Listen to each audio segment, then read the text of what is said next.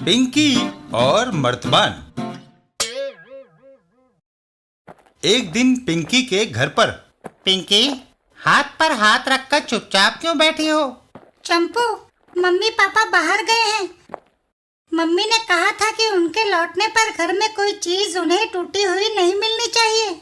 इसका मतलब है कि हम भाग दौड़ नहीं सकते, टकरा कर किसी चीज के टूटने का डर है। लेकिन हम बैठकर कुछ खा पी तो सकते हैं। मेरा मन कुछ खाने को कर रहा है। कर तो मेरा भी रहा है, पर समस्या ये है कि मम्मी पापा देर से लौटेंगे और घर में कोई चीज खाने के लिए है नहीं।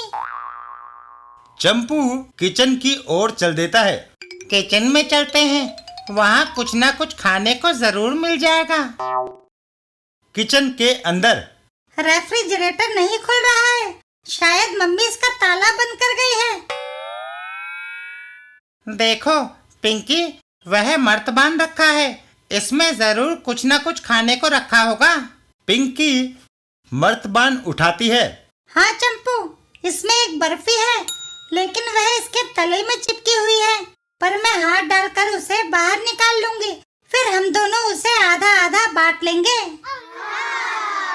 तभी मर गए। क्या हुआ पिंकी?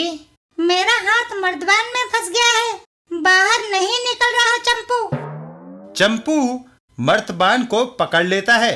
घबराओ नहीं, मैं मर्तबान को अपनी तरफ खींचता हूँ, तुम हाथ को अपनी तरफ खींचो, इस तरह तुम आजाद हो जाओगी। और दोनों अपनी अपनी तरफ ताकत लगाने लगते हैं। खींचो। मेरा बाजू दर्द करने लगा है। यह तरीका ठीक नहीं चंपू, कोई और रास्ता ढूंढो।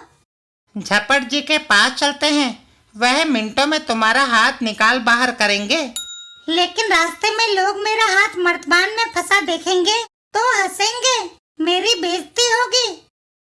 तुम्हारे बाजू पर यह पट्टी लपेट देता हूँ, अब यह देखने में अजीब नहीं लगेगा।